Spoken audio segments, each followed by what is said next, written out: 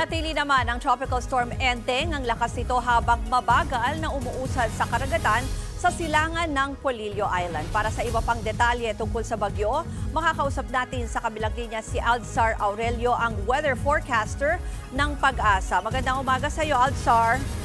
Magandang umaga at maulan na panahon sa inyo at sa lahat pong taga-subaybay po. Binanggit mo na maulan. Ano ba ang latest tungkol dito sa Tropical Storm Enteng? Opo, si Bagyong Enteng ay malapit po sa may Bicol Region. Nasa layong 100 kilometers northwest ng Daet, Camarines Norte.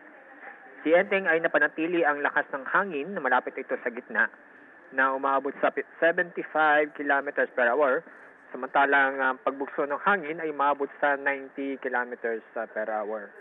Dahil dito, mataas ang Tropical Cyclone Wind Signal number 2 sa northeastern portion ng Camarines Norte, northeastern portion ng Camarines Sur, Cagayan, kasama ang Babuyan Islands, eastern portion ng Isabela, northern portion ng Aurora, Polillo Islands, eastern portion ng Quirino, northern portion ng Apayao, at eastern portion ng Kalinga. Signal number 1 ay sa Batanes, Ilocos Norte, Ilocos Sur, eastern portion ng Pangasinan, Abra, nalabing bahagi ng Apayao, nalabing bahagi ng Kalinga, Mountain Province, Ifugao, Benguet, nalabing bahagi ng Isabela, nalabing bahagi ng Quirino, Nueva Vizcaya, nalabing bahagi ng Aurora, Nueva Ecija, eastern portion ng Pampanga, eastern portion ng Bulacan, Metro Manila, Rizal, Laguna, eastern portion ng Batangas, nalabing bahagi ng Quezon, Marinduque, nalabing bahagi ng Camarines Sur, Albay, Sorsogon, Catanduanes, at northern portion ng Masbate, kasama ang Ticao at Burias Island. Dahil sa bagyo, at kasama na rin po ang habagat. Ngayong araw, may inaasahan tayong matataas ng alon sa eastern seaboard ng Luzon at southern seaboard ng southern Luzon. Kaya wag munang pumalaot ang ating makababayan dahil sa matataas na alon at ganoon din po masungit na panahon.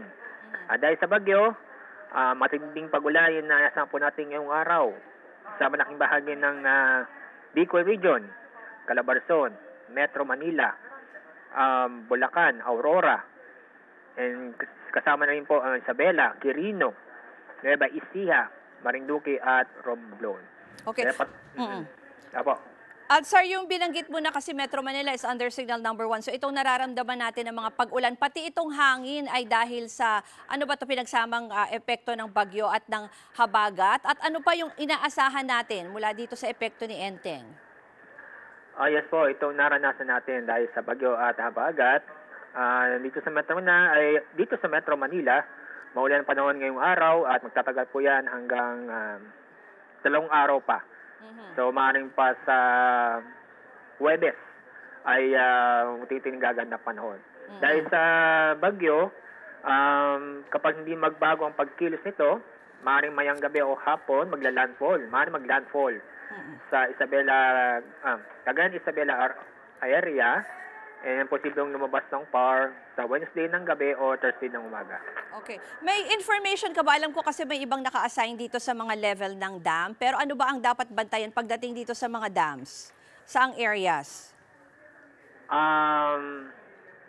Hindi ko po masagot direct, in detail, dahil ang nagmo-monitor o mas makakasagot po niyan in detalye po ay hydrologist po natin.